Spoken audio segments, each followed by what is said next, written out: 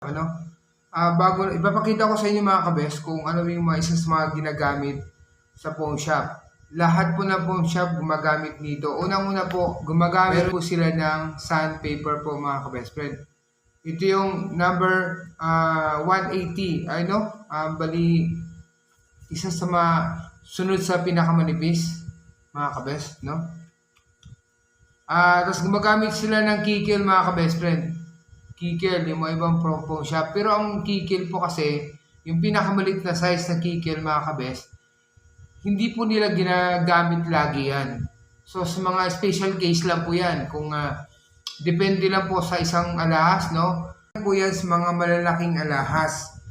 At katulad ng halimbawa yung mga barbada, no? Yung tinatawag na barbada, yung mga Japan Gold. Ano po? Yung mga curve link, ano ho? Bali, barbada po ang tawag namin dyan. Ano ho? Yung malalaki, yung 100.